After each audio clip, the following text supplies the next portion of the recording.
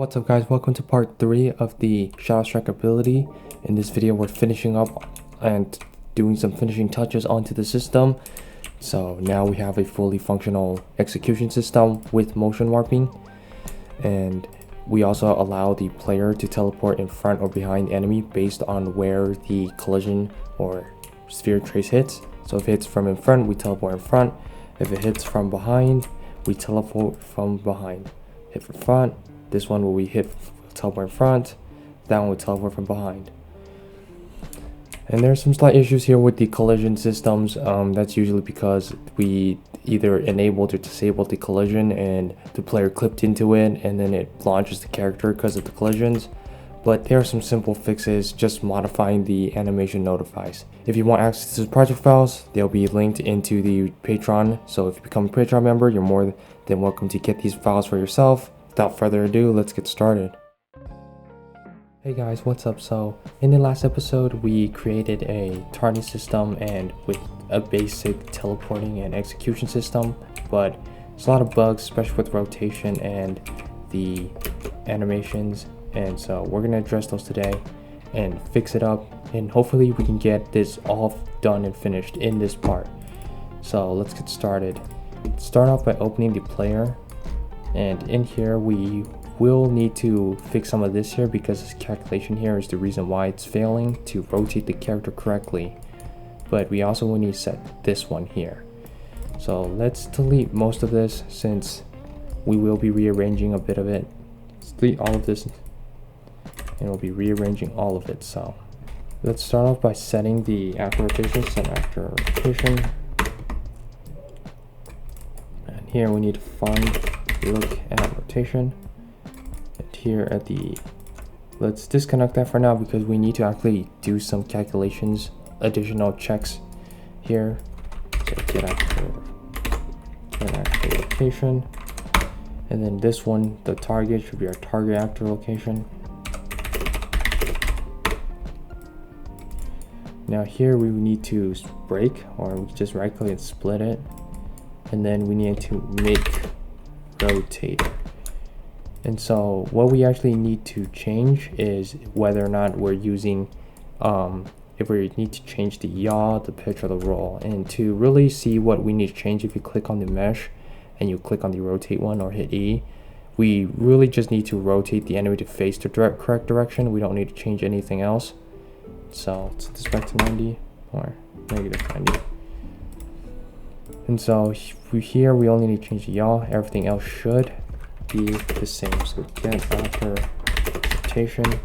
So this is our player's rotation. We won't be changing our roll or our pitch. We just need to change the yaw to face the correct direction. That's what we're doing here. Now for set actor location, we need to change some stuff here. Set actor location.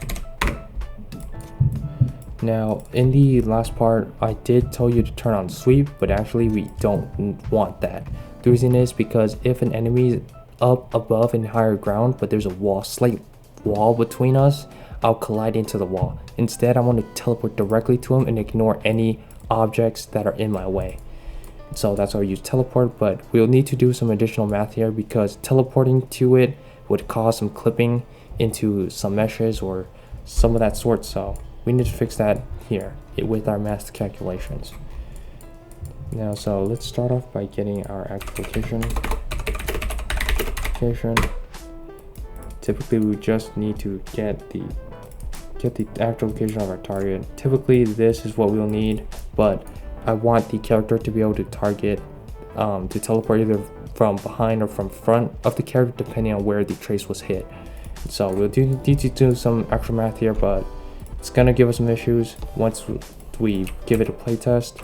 See, we get this bit of issue because we collided with the enemy, and so we teleport above it. As you can see, it's quite a bit of an issue. So here what I'm gonna do is actually save this for now, but we need to come back up here and do some additional checks. So let's open up the enemy here and we need to check out a couple of things. Let's make a function here and let's call it is alive. Now this function would basically check whether or not the character or enemy is alive, and if he is alive we can target, if not we shouldn't be able to target, so is alive, P is alive.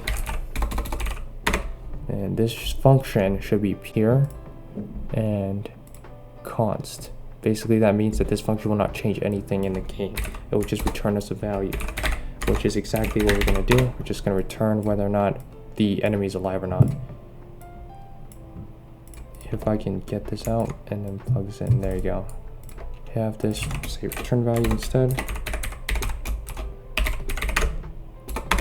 Just a personal preference thing. And here we can actually remove this as valid node.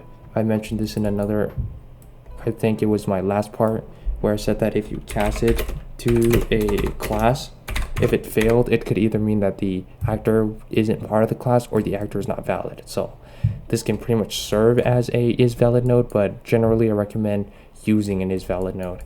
But here, if it succeeds, we don't need to check is alive. Alive. And here we should make an and boolean. So if we are alive and the current targeted enemy is not equal to the new enemy, then we should set it and move on. Now, before we actually set the target actor, we should also check whether or not we hit from behind or in front of the enemy. And so to do that, we can get a dot product of, so get dot product, get dot product 2. The target would be the hit actor, and then the other actor would be self. And so this value, return value, is a float, and we need to check if it's in range. In range float, and so the value here is 0.1, maximum value is 0.1, and the minimum value is -0.1. -0.1, and we should include both the min and max. And this boolean return will determine if we hit from front or from behind. So B hit from front. And once we determined if we hit from front, we just set our actor. So like this.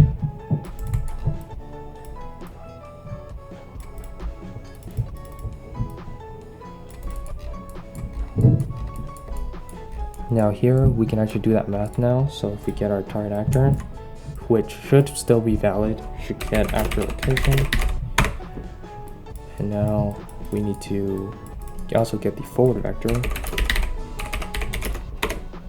and make this and multiply this by a float, and then do a select here.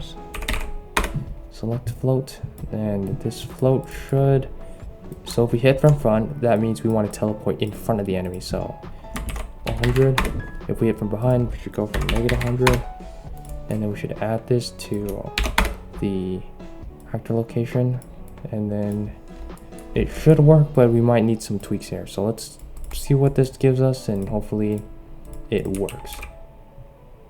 Target an enemy. Oh, forgot, all enemies should be alive by default. So here we go. There you go. There we go. Now we're teleporting behind or in front of the enemy, so let's wait for this. Now if I teleport, I should teleport in front. Teleports from behind. Oof. Might be a math error here. Or it could be that the fact we're using a sphere trace and the math error can be slightly off. Well, let's actually look. Let's jump in front of an enemy and see if it still gives us that issue. If it does, that means we have that issue. Yes, it does. So we have that slight issue here. Let's see here. Front. Okay, so I think I found the issue. The issue was that the max should be 1 and the minimum should be -0.1. So if I give that a roll, I should be able to get that right value. There you go. So if I'm in front of the enemy, it's true. If I'm from behind, it should say false. There you go. So if we give this a roll now, we should teleport. You should be able to teleport the enemy from, if you're from behind, you should teleport it behind, but if you're in front, you should teleport the enemy when you hit from front. There you go. Okay, now the next part of it is to get the actor to play the animation and use root motion to control that, so we get like a very smooth.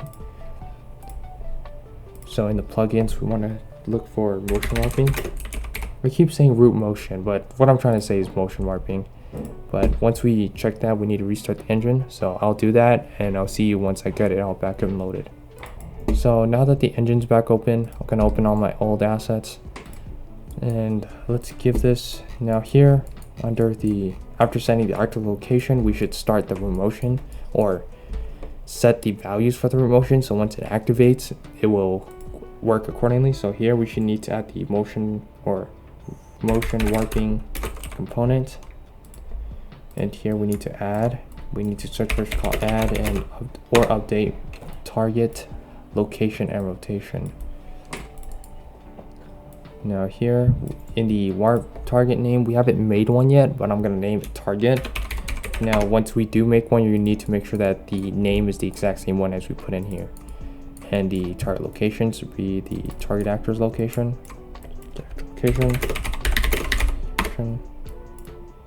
And then the target rotation should be this whole entire math thing we did earlier.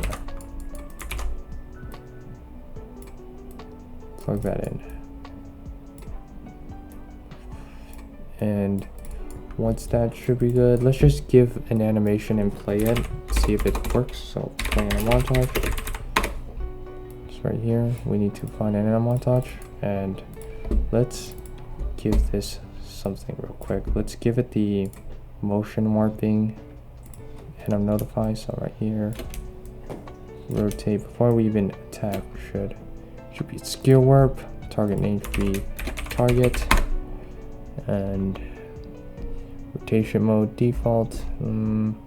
Let's see how that looks. So we come from behind. Yep, okay. Still playing in slow-mo, but let's actually reset that slow-mo, so let's actually see this in real time. So send. We'll be moving this node probably later, but for now, let's actually see how this looks. Okay, so the player does rotate accordingly. So now we just need the enemy to do the same as well. So I think the reset global time dilation here is okay. We will need to actually start making like an array for our animation, so let's do that. Animations. Get animations. And montage. And then make that an array. Right here we need to get a, so we need to get random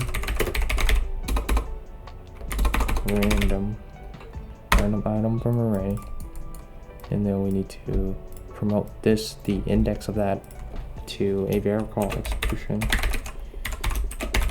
and we will need to pass this to our enemy so the enemy plays the correct reaction. So here we would need to, once we get a random, we play that here, and then we need to grab our target, which should still be valid, but if not, doing an additional valid check is not going to be hurtful. We need to do an additional cast enemy, and then we need the enemy to do the whole animation thing.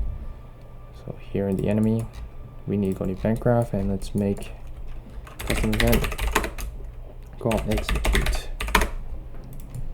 Now we need a target, which is the player. So let's get the actor, make it an actor.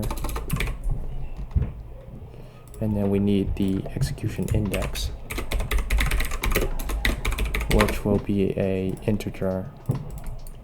And so here we need to do the same exact thing, set actor location, but we won't need to set the location since the player will be moving to the enemy. The math here will be the exact same, so let's just copy it instead of writing it out again. We just need to move some pins here. Our target should be target actor. Pull that out, and this should be it. Pull that in. Okay, perfect. Now this will also need a motion warping. In the warping component, we also need to do the same by adding add or update target location and rotation. I'm going to use the same name target, but you can use whatever you want. The location should stay the same, so get actor location, We don't want the enemy to be moving. We just need the enemy to continue to rotate correctly. So this should be in here. Now here we also need to set or play the animation. So play on a montage, and we need to make an array of our own. So execution, reaction, montages should be typed in a montage. Should be an array as well, and we need to get the execution index here, which means that our execution array needs to be the exact same order as it is in the player, and then we can just play that. Since I don't have any animations for that yet, let's just make one real quick. Let's see, what animation am I using here? Execution 1. So let's just remove this real quick and just keep the execution 1. And then here we will make a montage just so we can see this thing working. Wrong one. Montage AM score EX score target score EX 1. Here, make sure root motion is enabled here, and then make sure that we add the notify motion warping. This one can be quite long, so here in the target, and that should work. So let's give this a roll. Target is not working. We never called it, so execute. Target will be self, and then here in the we will need to use the target execution reaction, and then the index. Just plug it in for now. We won't be using it yet. Just for now, we're just gonna see if it works. There you go. Now let's check out another enemy. There you go. Change target. Boom. So the character rotates accordingly. Now the only issue is that the enemy gets back up and the animations aren't, and the other functionalities aren't exactly working. So let's start by adding all our animations here. Execute 1, execute 2, and execute 3. Make sure we added the motion warping system here for it. So motion warping, right before we actually do anything, we should name should be target. We can copy this actually, so just copy, paste.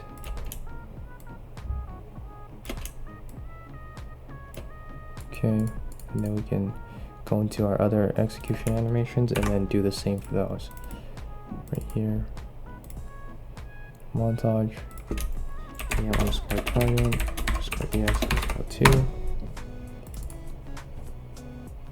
AM underscore target, underscore EX underscore 3. Here, make sure we paste this in. Then paste this in as well. We also need to make sure that the root motion is enabled for all of them.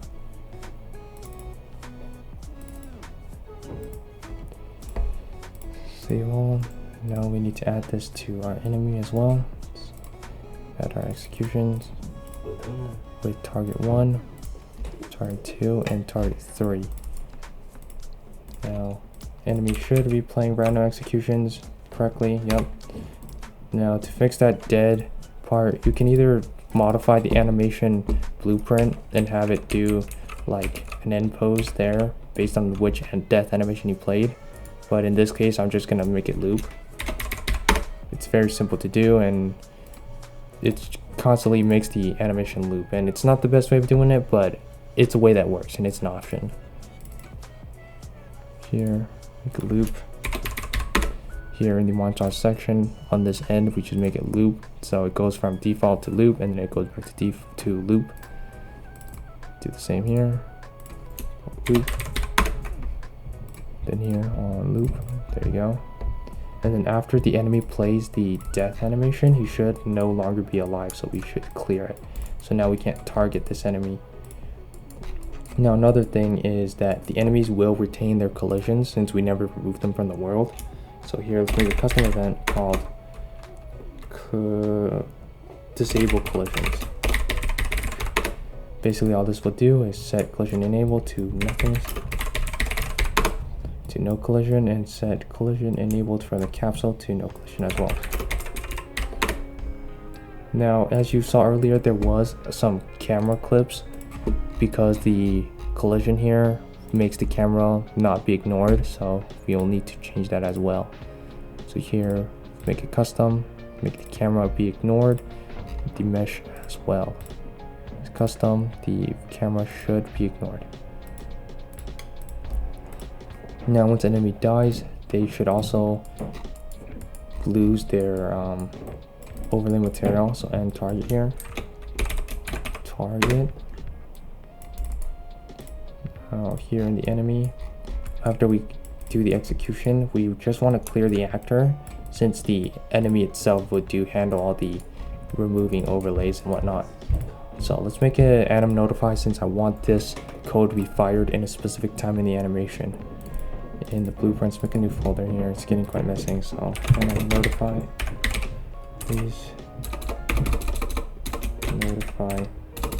There we go. Class, all classes, anim notify. Call this an underscore enemy disable. Here in the functions, we want to override receive notify on mesh component. We want to get the owner, cast it to the enemy, BP enemy, and then we want to clear get disable collision. So disable collision. Plug this all in. Plugs true. String that all out. There you go. Now here in the execution animations, I want to end it right near the end of it. Right near the end, so copy this. We don't want to put it in the loop because then that would constantly being called. The code would be constantly called. So let's put it near the end, so not exactly at the end. That way, if we do execute an enemy, enemies will no longer retain their collisions and they will not have the overlay. Nice. Now we need to fix the character who's still in the form and we got a bug there, but we'll fix that. So for the player, after we play the animation, we need to have chain execution. So right here, start event, chain execution. Chain execution, we want to set our global time dilation to something maybe the same amount, but I personally think going slower might work. Now another thing here is actually we need to stop the timer here. So hold on, there should be we can make a custom event here called stop timer. So when we play the execution, we want to stop the timer. So if the execution animation happens to be longer than the animation itself, the timer might clear the overlay and whatnot. So we want to stop that. We should actually stop that sooner. Maybe, yeah, right here should do a trick. Stop timer. Now here, once we chain execution, we want to start the timer again. So here we'll grab the components, get our shadow timer, and then start timer. Start, play start. Now that should do the trick for now. Let's give it a roll and see how it goes. But first we need anim notify for the player. Almost forgot that. Anim player chain executions. See notify, we can delete these two. Then call toss to BV player to third person character. Toss to third person character. Then we call chain execution,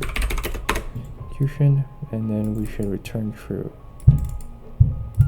Now in our execution animations, we should play that. So right around the once the impact is in, or near the end of the impact, we should add that there. Paste that in again. Slam right there. On the slam, so bam, right there. Let's give us a roll and see how it looks. So jump, boom. Now we can target a new enemy. Or can we? No longer alive, but we can't chain a new target. Why is that? Let's see. Open the debugger while we run the game, see what's going on. So right here we have a target, execute. Now we have the same target. He's no longer alive. No longer alive. Now let's see. Now he's no longer alive. Shouldn't be able to trace him. So it's this part of the code it's failing because we're not able to get to this part. We are still getting that. Let's see, on impact here. Here, the target. Enemies land, bam, let's clear it. Enemy clears, hits that. Hits that. Let's see. Ah, there you go. Hold on, there you go. It's because the is alive variable has the collisions, and if we disable them right before the chain execution happens, we won't be running into collisions here. Now the big issue is the animations. It's still not playing in the right order.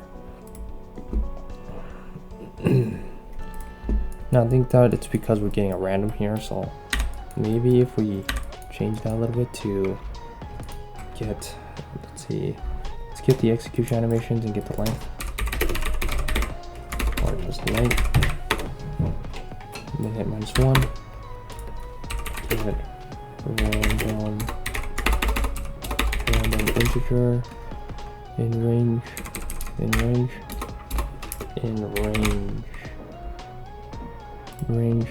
maximum of our length -1, and to 0. Then here we'll pull off our variable, and then we get the animation, and then we play it. I think that might fix it. It happens all the time when I use it, the random mode. There you go. There you go. Now, once the timer runs, shouldn't have any more issues. Now let's double check. If we kill one person, just wait. We get an issue. No, we will not. And our click doesn't work. Nice. Now, I want to increase that range a little bit. Maybe to 3000. And yeah, this is working. So if I hit enemy, bam, bam, bam. Now the only one thing that's missing is that player doesn't have a sword. So let's add that real quick. And set that at a socket. Let's call it sword. F2 plus sword. Here we want to add a preview mesh. Sword. Sword. Sword. Now for this socket, I'm just gonna do this, but I know it's not the best way of doing it, and please don't do this, but I'm gonna modify this socket so this sword looks nice. It's way too low. Maybe 0.5, 0.7, 0.9, 0.8. 0.8 might do a trick. There's all that might do the trick for now. Actually, it's still quite small. Maybe 1, leaving it at 1 might do the trick. Let's see. No, I think 0.8 is good enough. It's right here. Once we are to get this in the right place, give it a roll, and this gonna add a mesh. Here, static mesh, sword. Attach it to the sword socket. Character. Okay, let's see it. Okay, we have a sword. Now we bam, nice.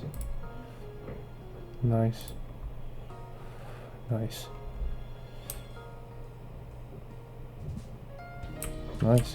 So everything seems to be working. Now, to spice things up a little bit, we could actually add like a camera lag here. Hold on. Camera lag. And let's like make this like 10. Let's see. No, 10's way too long.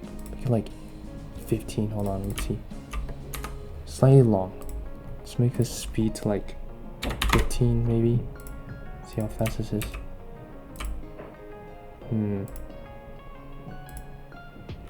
Got a bit of an error there. Nah, there you go. Nice. Seems to be working.